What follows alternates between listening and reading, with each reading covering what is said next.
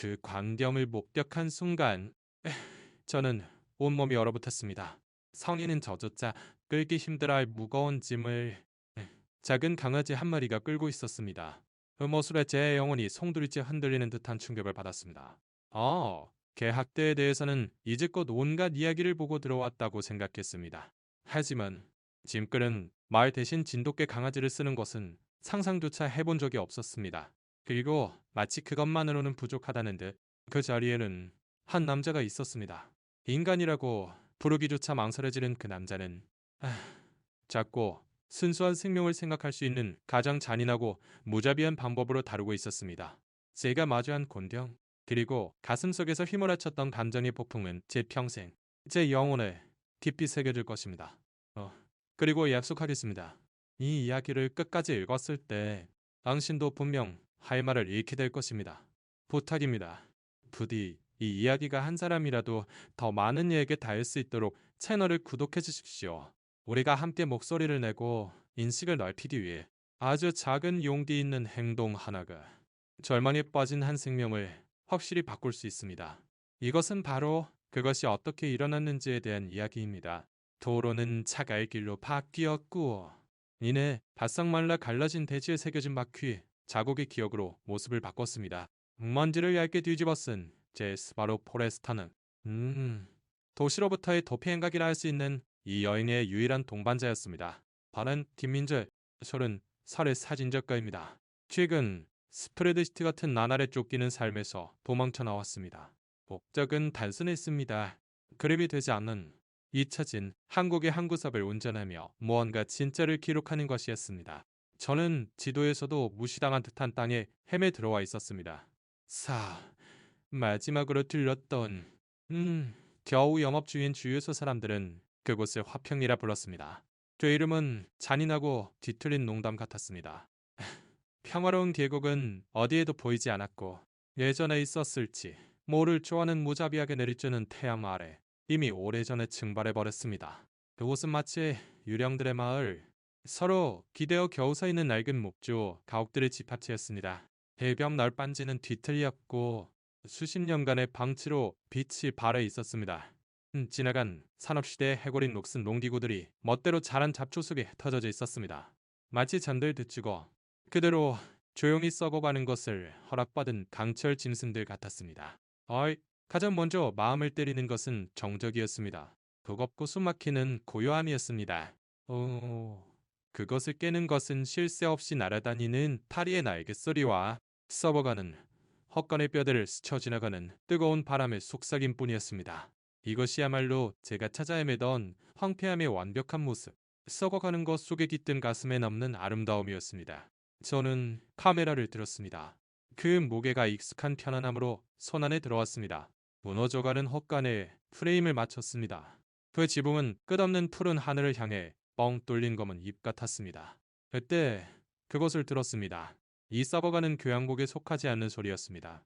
그것은 규칙적인 마찰음, 신음, 그리고 고통스러울 정도로 팽팽하게 끌리는 소리였습니다.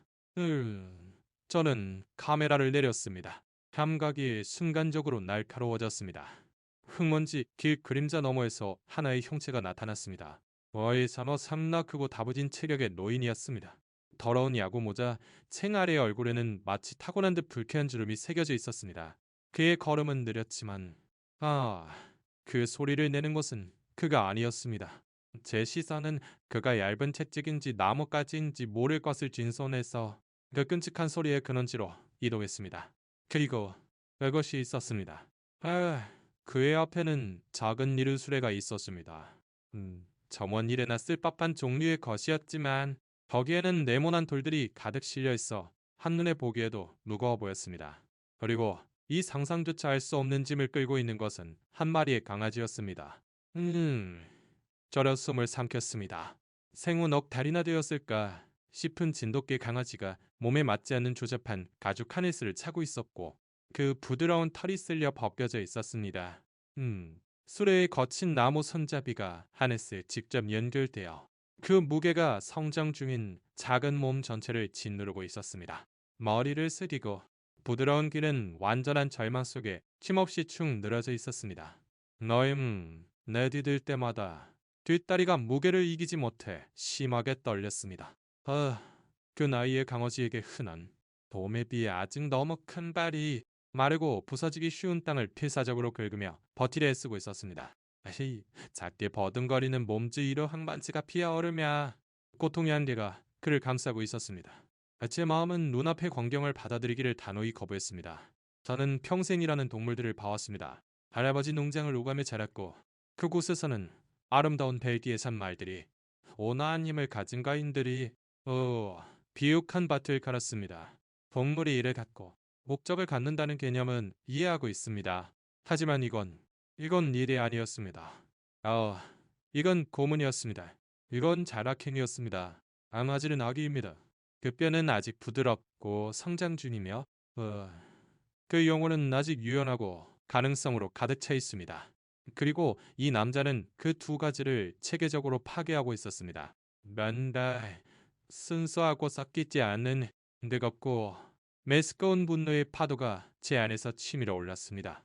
그것은 너무나 강하고 갑작스러워서 제 손을 떨리게 했습니다.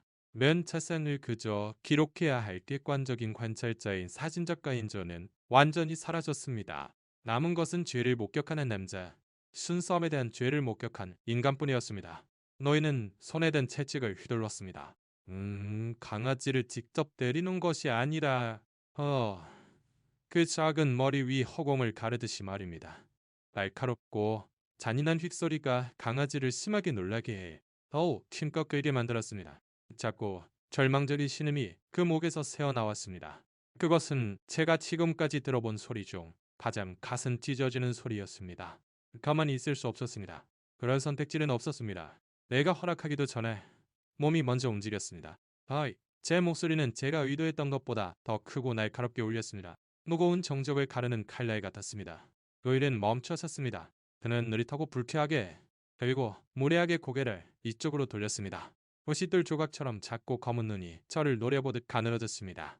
잠시의 휴식에 진심으로 감사하는 강아지는 땅에 배를 깔고 엎드려 작은 가슴을 오르내리며 필사적으로 숨을 쉬고 있었습니다. 무슨 일인가? 남자가 으르렁거렸습니다. 그 목소리는 자갈이 서로 쓸리는 듯한 소리였습니다. 저는 그들을 향해 걸어갔습니다. 마른 흙 위에서 부츠가 뽀드득 소리를 냈고 한 걸음 한 걸음이 이전 걸음보다 더 무겁게 느껴졌습니다. 저는 제 목소리가 비난조로 들리지 않도록 이성적으로 들리도록 노력했습니다. 그것은 제가 지금까지 해야 했던 가장 어려운 일 중 하나였습니다. 저를 질식시킬 것 같은 분노를 삼키는 것은 말입니다. 그거 꽤 무거운 짐이네요. 저는 턱으로 돌이 가득 실린 수레를 가리키며 말했습니다. 특히 저렇게 어린 강아지한테는요. 노인의 눈은 저에게서 개로 그리고 다시 저에게로 옮겨갔습니다. 입가에 심술궂은 미소가 떠올랐습니다. 그것은 불쾌하고 즐겁지 않으며 그의 눈에는 전혀 닿지 않는 미소였습니다. 이놈은 일하는 게야. 제 밥벌이는 스스로 해야지. 땅다구를 키워주고 간하게 만드는 쯤이라고. 아직 어리잖아요. 지금 맞받아 쳤습니다. 목소리를 평탄하게 유지하려는 제 최선의 노력에도 불구하고 목소리가 떨렸습니다. 송전판도 아직 다치지 않았을 겁니다. 이런 짓을 계속하면 평생 가는 손상을 입힐 수 있어요. 저 수레는 다 큰 개한테도 너무 무겁다고요. 하물며 강아지한테는요. 자네 수의사라도 되나? 그가 비웃듯 말하며 위협적으로 한 걸음 이쪽으로 다가왔습니다. 그는 처음에 생각했던 것보다 키가 컸고 그 체격은 나이에 굴하지 않는 다부진 근육질이었습니다. 그 서 있는 모습에는 거친 힘이 넘쳐 흘렀습니다. 도시새님이 우리 사는 방식의 감날 앞에 날아라 온 건가? 이게 잘못됐다는 걸 아는데 수의사일 필요는 없습니다. 저는 제 입장을 고사하며 발을 단단히 딛고 시선을 강아지에게 떨어뜨리며 말했습니다. 강아지는 얼굴을 들어 저를 보고 있었습니다. 그 눈은 깊고 슬픈 갈색이었고 어떤 어린 생명도 알아서는 안 될 깊은 피로를 담고 있었습니다. 그 순간 저는 그와 강렬한 유대감을 느꼈습니다. 가슴을 물리적으로 맞은 듯한 맹렬한 보호 본능이었습니다. 우리의 운명이 이제 얽혔다는 것을 매 순간 깨달았습니다. 이놈이 상관할 바 아냐? 남자가 말했습니다. 그 목소리는 위협적인 으르렁거림으로 변해 있었습니다. 그는 채찍을 꽉 쥐고 마치 무기처럼 자세를 잡았습니다. 여긴 내 땅이고 내 동네고 내 개다. 여기선 우리 방식대로 해. 그걸 잘 기억하고 쌍리트럭으로 돌아가서 꺼져. 그건 동물 학대입니다. 저는 마침내 분노를 터뜨렸고 자제력이 무너졌습니다. 어디서든 불법이고 비도덕적이라고요. 보세요. 저 애는 이제 서 있는 것조차 힘들어하잖아요. 남자의 얼굴은 갑자기 폭력적인 분노로 어두워졌습니다. 네 놈이 그 더러운 트럭으로 돌아가서 이 동네에서 꺼지는데 1분 주겠다. 그렇지 않으면 우리 동네 사람들이 쓸데없이 참견하는 놈들을 어떻게 다루는지 톡톡히 배우게 될 거다. 저는 그의 분노에 찬 오돈살 박인 얼굴에서 그의 손에 들린 채찍으로 그리고 우리를 둘러싼 광대하고 아무것도 없는 무감도한 풍경으로 눈을 돌렸습니다. 도와줄 사람은 아무도 없었습니다. 부를 사람도 없었습니다. 미스의 휴대폰 신호는 1시간 전에 끊겼습니다. 그의 말이 맞았습니다. 저는 여기서 낯선 이방인이었습니다. 모든 힘은 그가 쥐고 있었습니다. 이 이상 일을 크게 만드는 것은 단순히 어리석은 것만이 아니었습니다. 너무했습니다. 그는 문제를 주먹이나 그 이상의 것으로 해결할 타입의 인간처럼 보였습니다. 도시 젊은이를 이 아무것도 없는 산골에서 아무도 모르게 사라지게 할 수 있는 그런 남자였습니다. 패배감에 짓눌려 저는 한 걸음 뒤로 물러섰습니다. 심장이 납덩이처럼 가슴속에서 무겁게 가라앉았습니다.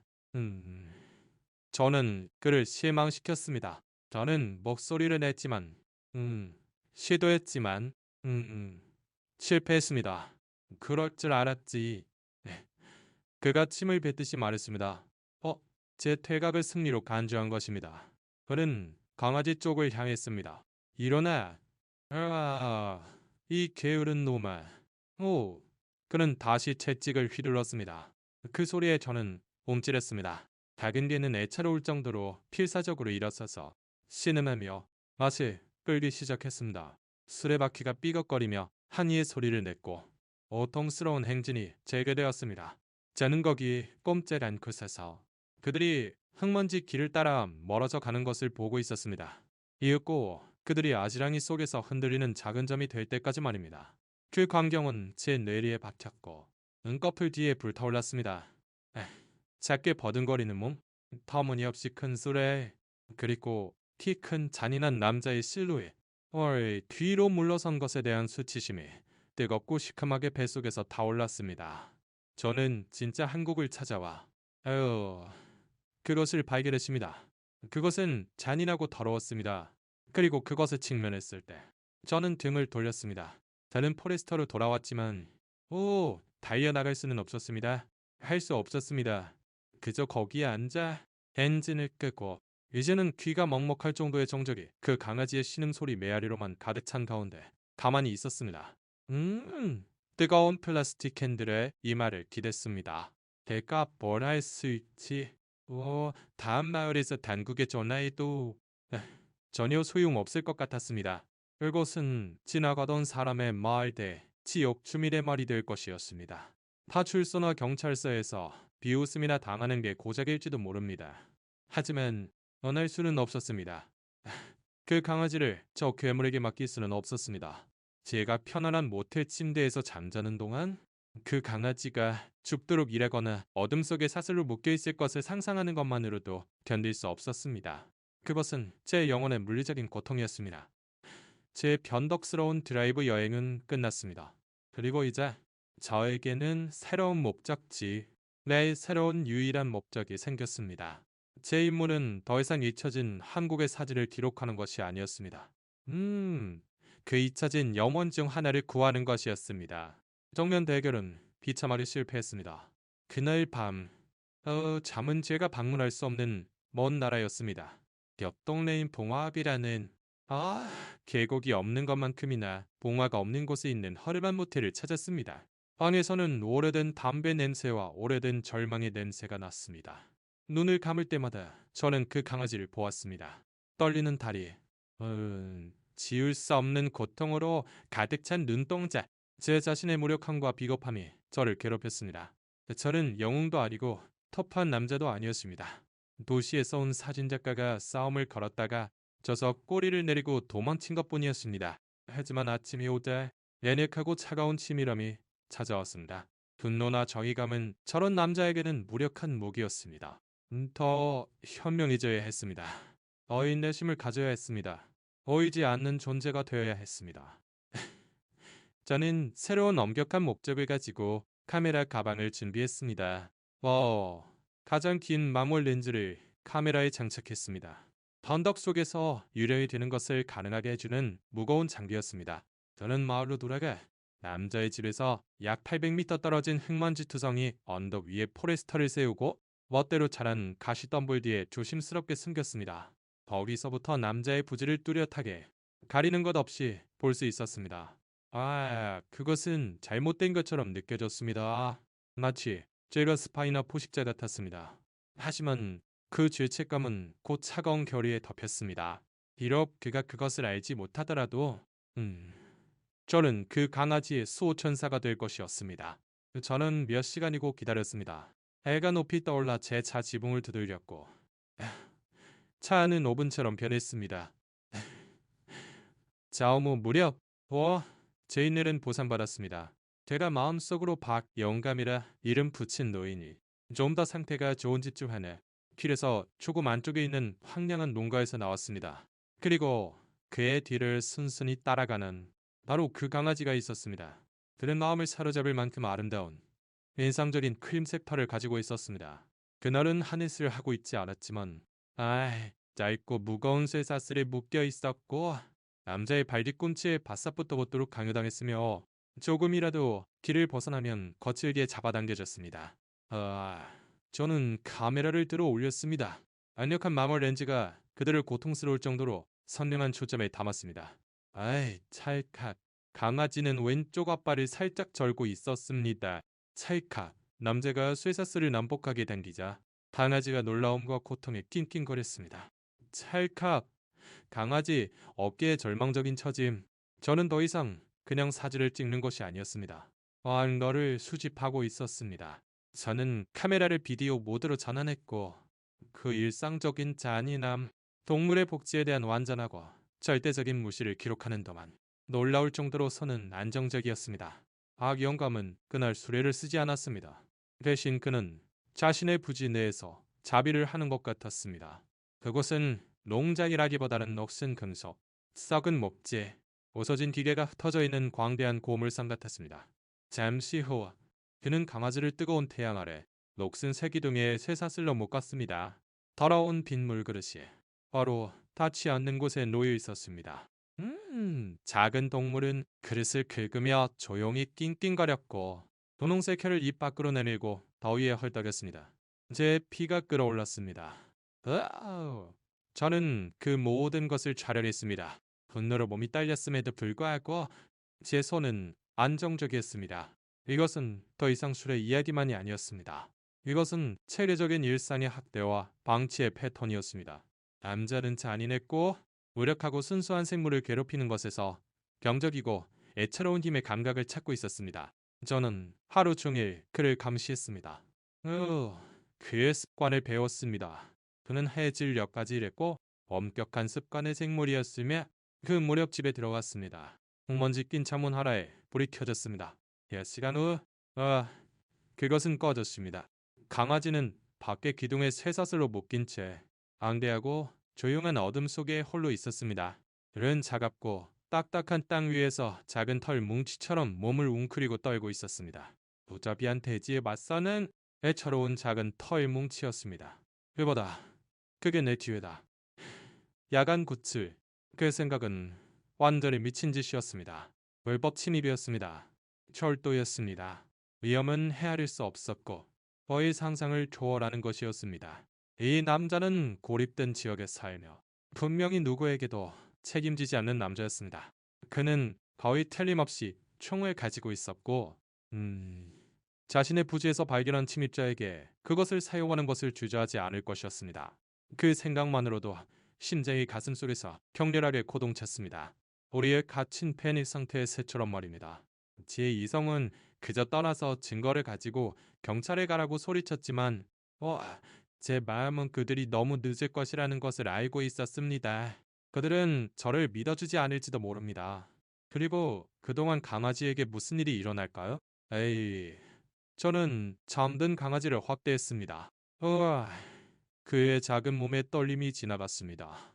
네, 초의 때문인지 아니면 악몽 때문인지 잠자는 중에도 그런 평화를 얻지 못하고 있었습니다.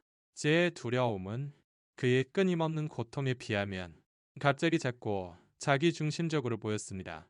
저에게 닥칠 위험과 그에게 닥칠 확실한 고통, 저에게 닥칠 몇 시간의 공포와 그에게 닥칠 평생의 공포, 결정은 내려졌습니다. 다른 선택지는 없었습니다. 저는 밤에 남은 시간을 계획했었습니다. 제 마음은 수백 가지 다른 시나리오로 들끓었고, 그 대부분은 비참한 결말을 맞았습니다. 그냥 돌진할 수는 없었습니다. 전략이 필요했습니다. 저는 억지로 프로틴 바를 먹고 물을 조금 마셨습니다. 이가 불안으로 고통스러울 정도로 꽉 조여 있었습니다. 저는 밤의 가장 깊은 시간, 새벽 2시쯤까지 기다리기로 했습니다. 그가 가장 깊이 잠들었을 가능성이 높은 시간입니다. 저는 어두운 색 옷을 입고 얼굴을 가릴 것입니다. 차를 더 멀리 세우고 워려진 건물의 그늘이나 멋대로 자란 자초를 이용해 걸어서 접근합니다. 쇠사슬 자물쇠가 녹슬었거나 잠겨있을 경우를 대비해 질 좋은 볼트 커터가 필요할 것입니다. 글로버 박스에는 작은 펜치가 달린 다용도 도구가 있었지만 무거운 쇠사슬은 다른 문제였습니다. 저는 봉화읍으로 차를 몰았습니다. 와, 헤드라이트가 칠흑 같은 어둠을 갈랐습니다. 24시간 영업하는 철물점의 형광등 불빛은 어두운 세상 속 희망의 등대 같았습니다. 저는 작고 강력한 볼트 커터를 구입했습니다. 지루해 보이는 계산원에게 돈을 낼 때, 제 손은 땀으로 젖어 떨리고 있었습니다. 저는 또, 찾을 수 있는 한 가장 부드럽고 향이 좋은 유포한 봉지와 새로운 부드러운 목줄과 목걸이도 샀습니다. 강아지가 짖어서 집안의 괴물을 깨우는 것만은 피하고 싶었습니다. 제 계획은 음식으로 그의 신뢰를 얻어 제가 위협이 아니라는 것을 보여주는 것이었습니다. 목적지에서 몇 마일 떨어진 숨막히는 어둠 속에 주차된 제 포레스터로 돌아왔습니다. 저는 계획을 몇 번이고 공포에 대한 주문처럼 반복했습니다. 보물산을 통과해 조용히 뒤동에 접근하고 간식을 사용하고 쇠사슬을 풀거나 끊고 그를 하나 들고 빠져나온다. 망설이지 않고 소리 내지 않고 그저 신속하고 조용한 철수. 종이 위에서는 단순하게 들렸지만 제 몸은 순수한 아드레날린과 극도의 공포의 고주파로 떨리고 있었습니다. 이것은 틀림없이 제가 인생에서 결심한 것 중 가장 미치고 위험한 일이었습니다. 알은 아주 가느다란 초승달로 칠흑 같은 벨벳 하늘에 그어진 작은 상처 같았습니다. 거의 빛을 내지 않았고 그 점에 저는 진심으로 감사했습니다. 세상은 목단과 수채 농담으로 그려져 있었습니다. 저는 포레스타를 약뒤에 6km 떨어진 곳에 숨기고 길고 조용한 걸음을 시작했습니다.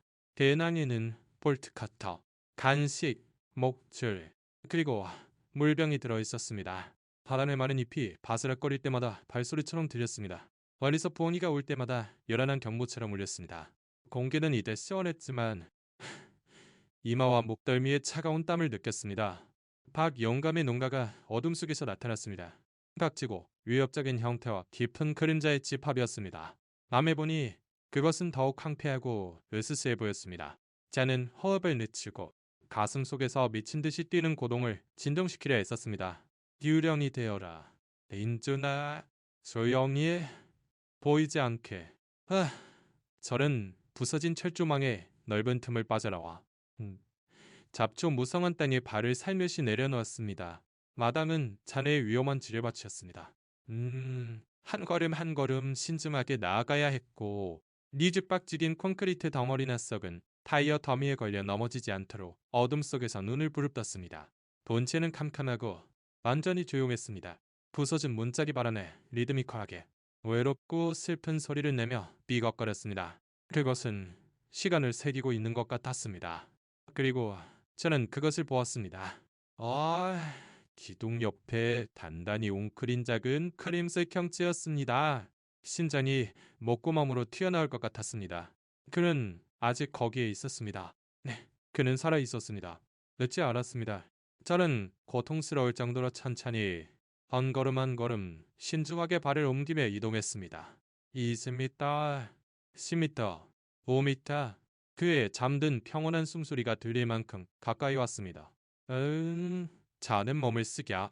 아능한 한 조용히 배낭의 지퍼를 열었습니다. 부드러운 유포를 한 움큼 꺼내자 짭짤한 고기 냄새가 금세 조용한 공기 중에 퍼졌습니다. 그 향기에 소환된 듯 강아지의 머리가 들렸습니다.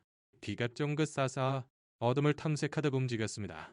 그는 낮고 탐색하는 듯한 으르렁거림을 냈습니다.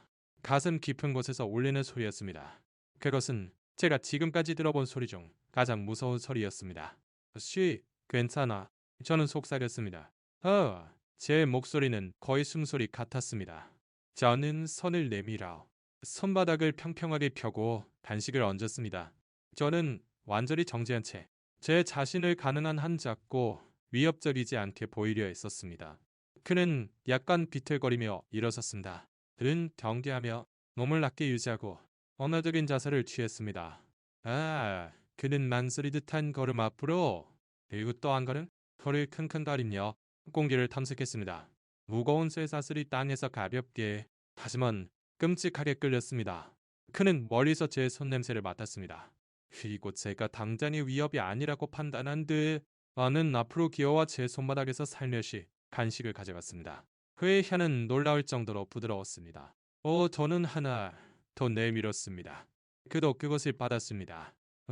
저는 짠짠이 다른 손을 내밀어 제 손가락 관절 냄새를 맡게 했습니다.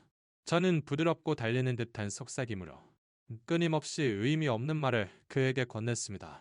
괜찮아, 괜찮아. 아가, 난 친구야. 날 도우러 왔어.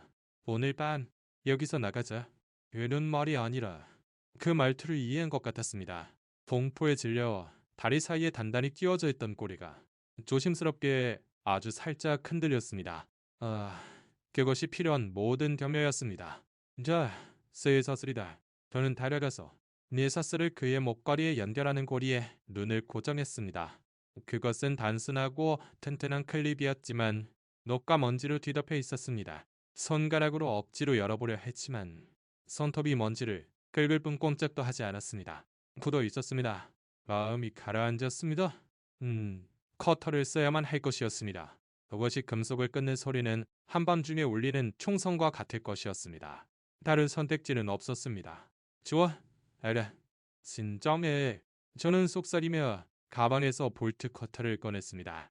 강아지는 그 이상한 금속 물체를 의심스럽게 보았지만 뒤로 물러서지는 않았습니다. 그는 저를 믿고 있었습니다. 저는 커터의 강력한 턱을 그의 달아빠진 가죽 목걸이 바로 옆에 있는 쇠사슬의 굵은 금속고리에 걸었습니다.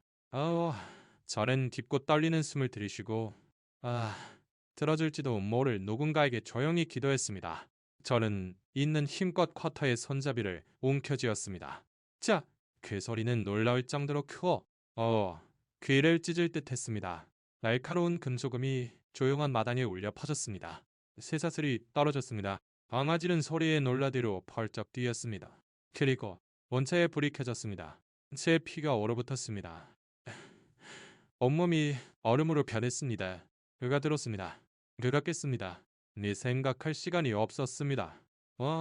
계획을 세울 시간도 없었습니다. 남은 것은 본능뿐이었습니다. 저는 강아지를 팔에 안아 들었습니다. 걔는 도기보다 무겁고 단단한 근육과 뼈 덩어리였고 놀라서 발버둥 쳤습니다. 괜찮아.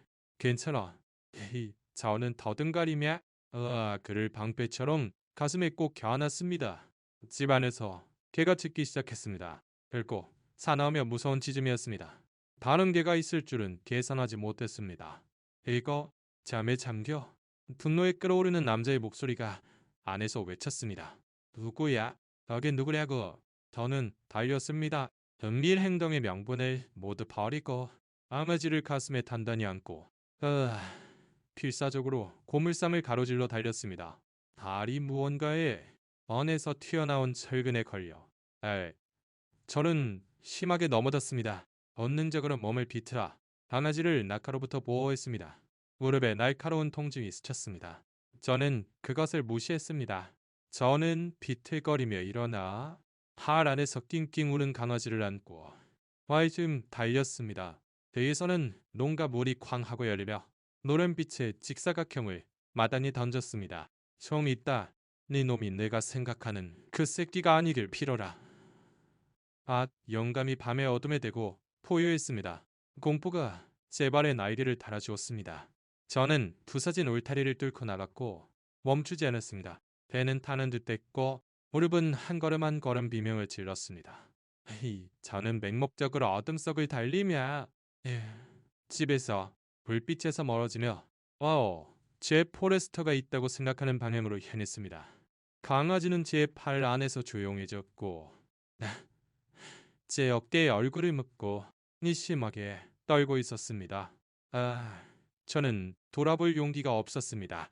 그저 순수하고 섞이지 않은 공포에 쫓겨 달리고 또 달렸습니다. 외침과 짖는 소리가 멀리 사라졌을 때쯤에야 저는 겨우 고통스러운 숨을 몰아쉬는 조깅으로 속도를 줄일 수 있었습니다.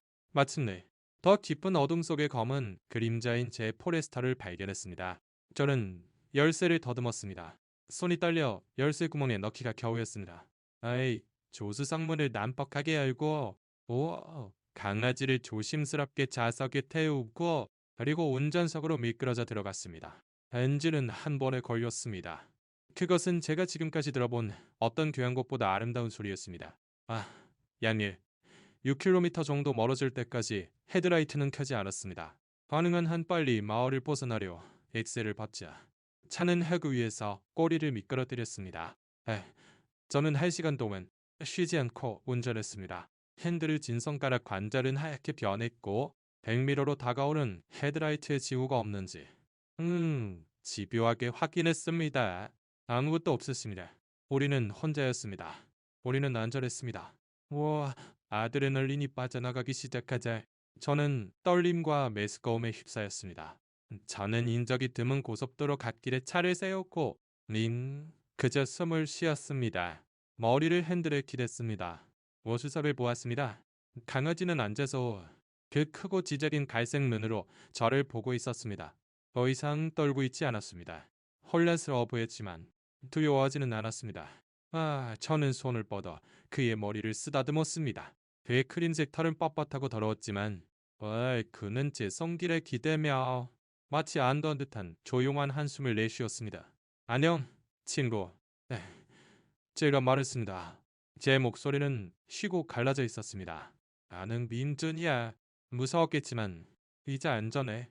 다시는 거기로 돌아가지 않을 거라고 약속할게. 그는 제 손을 핥았습니다. 그것은 황급하고 겁에 질린 핥음이 아니라 내고 의도적인 핥음이었습니다. 감사의 말이었습니다. 그 순간 모든 공터, 모든 위험, 그 모든 것이 가치 있는 것이 되었습니다. 저에게 동반자가 생겼습니다. 그에게 이름을 지어줘야 했습니다. 그의 결의에 찬 작은 얼굴. 그가 견뎌온 많은 것을 보고 하나의 이름이 머릿속에 떠올랐습니다. 마치 백일몽처럼 명확하게 이제부터는 나랑 함께하는 모험이니까 네 이름은 하늘이라고 하자. 그는 꼬리를 흔들었습니다. 좌석에 작은 통통통통 소리가 울렸습니다. 그리고 제가 고속도로로 돌아와 우리 인생의 어두운 조명을 먼지 속에 남겨두고 달려갈 때 제 인생과 그의 인생이 영원히 바뀌었다는 것을 알았습니다. 새벽에 찻빛이 동쪽 하늘을 분홍색과 주황색으로 물들이기 시작했습니다. 24시간 응급 동물병원이 있을 만큼 큰 도시에 차를 몰고 들어서자 길고 긴 밤 끝에 대기실의 형광등 불빛이 모기질적이고 눈부시게 느껴졌습니다. 뒤 위에서 대부분을 잠들었던 하늘이는 이제 깨어나 불안한 호기심으로 주위를 둘러보고 있었습니다. 저는 그를 안고 안으로 들어갔습니다. 한 걸음 내디딜 때마다 무릎이 둔하고 지속적인 통증으로 옥신거렸습니다. 접수대 뒤에는 피곤한 눈을 했지만 상냥한 얼굴의 여성이 서 있었습니다. 안녕하세요. 그녀가 말했고 그 프로페셔널한 시선이 하늘이에게 떨어졌습니다. 등급인가요? 뭐 그런 셈이자. 으아. 제가 말했습니다. 니의 쌓인 피로의 파도에 목소리가 쉬어 있었습니다. 이 아이 방금 구조했어요. 끔찍한 일을 겪었습니다. 좀 봐주시겠어요? 밤중에 절도라는 전말이 아니라 버려져 끔찍한 상태로 발견했다는 더 받아들이기 쉽고 법적으로 안전한 버전의 이야기가 저에게서 하염없이 쏟아져 나왔습니다. 수의사인 온화하고 부드러운 태도의 이 원장님이라는 남성은 제가 돌이 가득 실린 술에나 뜨거운 태양 아래 쇠사슬에 묶여있던 것을 설명함에 따라 표정을 점점 더 걱정스럽고 진지하게 바꾸며 끈기 있게 귀를 기울였습니다. 그는 하나리를 진찰실로 데려갔고 저는 대기실에서 초조하게 서성거려 했습니다. 제 불안이 다시 불타올랐습니다. 만약 영구적인 손상이 있다면, 만약 그의 부드러운 뼈가 부러졌거나 관절이 무게로 영구적으로 파괴되었다면 제가 느낄 죄책감은 헤아릴 수 없을 것이고 어떤 돌수레보다 무거운 부담이 될 것이었습니다. 염원처럼 느껴지던 시간이 지난 후 이 원장님이 하늘이를 팔에 안고 돌아왔습니다. 강아지는 즐겁게 원장님의 턱을 핥고 있었습니다. 자, 디민들세. 그가 말을 꺼냈습니다. 내 심장이 멎었고 최악의 사태에 대비했습니다. 정말 아슬아슬한 순간이 오셨네요. 저는 무심코 참고 있던 숨을 내쉬었고 안독감에 어깨에 힘이 빠졌습니다. 저체중에 심한 탈수 상태입니다. 엎군데 찰과상과 타박상이 있고 발바닥 패드는 거칠고 염증이 있습니다. 근육과 관절 상태로 보아 지속적으로 무거운 부담을 짊어져 온 것은 알 수 있지만 아직 강화집니다. 회복력이 있어요. 골절이나 영구적인 뼈 손상의 징후는 없습니다. 정말 좋은 일을 하셨습니다. 앞으로 몇 주만 더 그런 학대가 계속되었다면 이야기는 전혀 다른 매우 비극적인 것이 되었을 겁니다. 안도감이 저를 덮쳤고 얄방된 기분이 들었습니다. 저는 대기실 의자 하나에 주저앉았고 다리에서 힘이 빠져나가는 것을 느꼈습니다. 스웩을 마치고 5칼로리 식사를 주고 몸을 깨끗하게 해줍시다. 리 원장님이 안심시키는 미소로 말했습니다. 탑탄 예술이고 당신을 아주 마음에 들어 하는 것 같네요. 그들이 하늘이를 돌보는 동안 저는 포레스타 안에서 앉아 처음부터 했어야 할 일을 했습니다. 화병리가 있는 군에 경찰서 번호를 찾았습니다. 번호를 누를 때 제 손은 떨렸습니다. 저는 제가 누구인지 그저 지나가던 여인릭이라고 설명했고 목격한 것을 상세히 묘사했습니다. 저는 신중하게 구조한 것에는 언급하지 않고 사실을 냉정하게 말하려 했었습니다. 저는 그저 범죄를 신고하는 관심 있는 시민이었습니다. 라인 스탬프가 찍힌 사진과 비디오가 있습니다. 제가 말했습니다. 제 목소리는 확실하고 명료했습니다. 지금 바로 보내드릴 수 있습니다. 남자의 집은 주요 비포장도로의 마지막 집입니다. 조금 안쪽에 있어요. 마당에 쓰레기, 더미를 놓치지는 않을 겁니다. 주하너는 처음에는 지루한 단조로운 목소리로 회의적으로 들렸지만 비디오 증거를 언급하자 그녀의 말투는 완전히 바뀌었습니다. 그녀는 저에게 이메일 주소와 사건 번호를 알려주었고 그날쯤으로 경찰관이 안보 확인을 위해 차를 몰고 갈 것이라고 약속했습니다. 저는 즉시 모든 것을 전송했습니다. 넬스를 차고 버둥거리는 강아지의 선명한 사진. 뜨거운 태양 아래 쇠사슬에 묶여 빈 물그릇을 필사적으로 긁는 비디오. 그의 지치고 고통이 찬 얼굴의 클로즈업.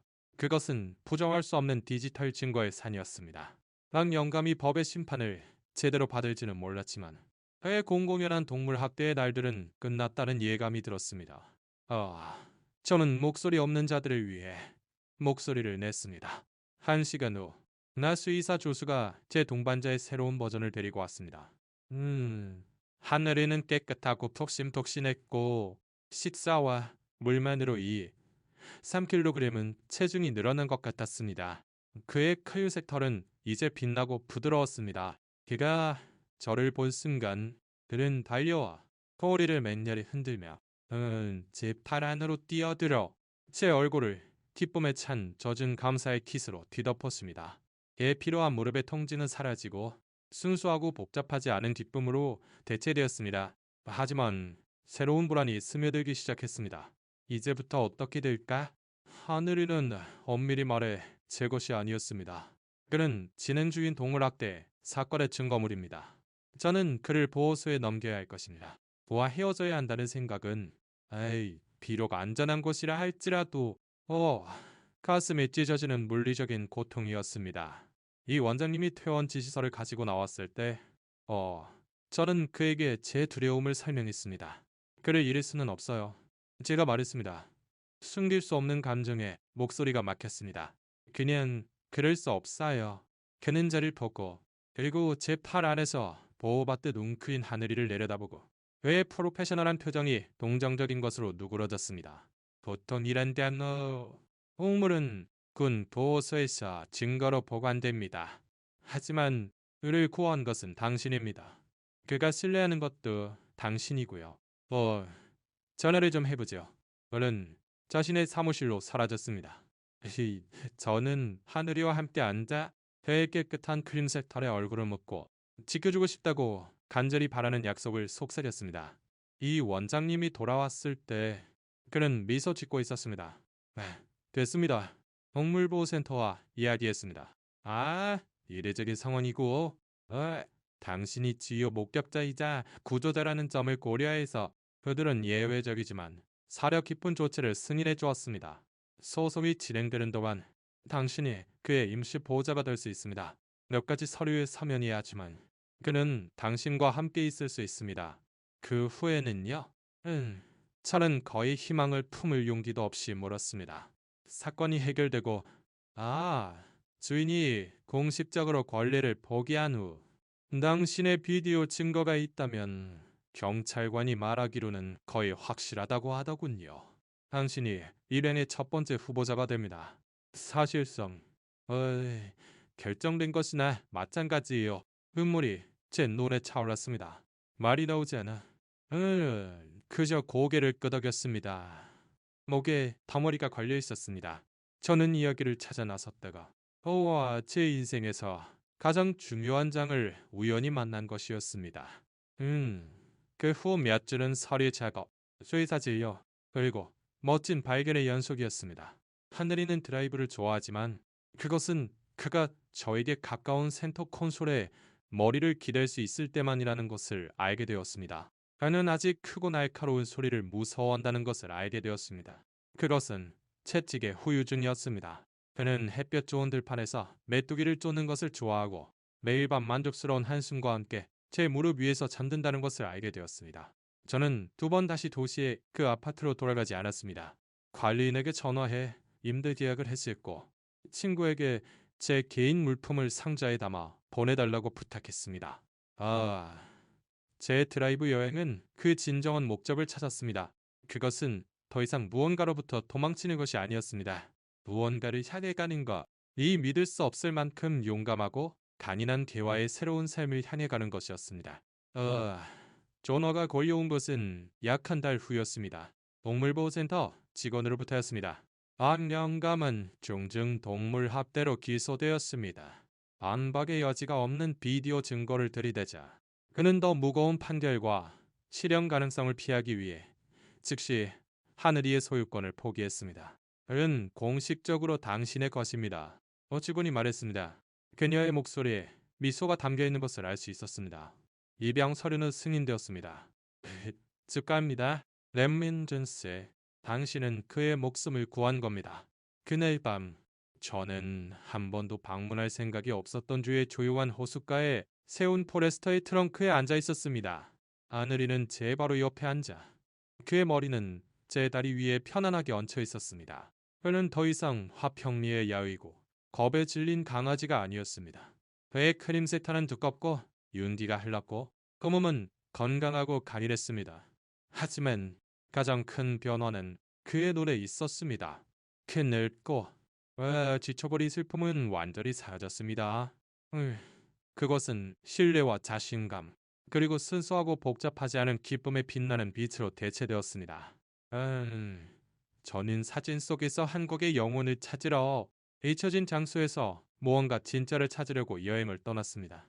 설마 그곳을 카메라 렌즈를 통해서가 아니라 난데 돌수레를 끌던 진돗개의 슬픈 갈색 눈 속에서 발견하게 될 줄은 상상도 못했습니다. 그는 상상을 초월하는 무거운 짐을 끌고 있었습니다. 그리고 그를 구함으로써 그는 제가 이제껏 짊어지고 있는 줄도 몰랐던 영혼의 짐을 덜어주었습니다. 우리는 서로를 구한 셈입니다. 우리의 드라이브 여행은 이제 막 시작되었습니다. 우리의 포즈 패밀리에 참여하여 목소리 없는 자들을 위해 목소리를 내주세요. 이 아름다운 생명체들이 우리의 지원을 받을 자격이 있다는데 동의하신다면 함께하겠습니다라고 댓글을 남겨주세요.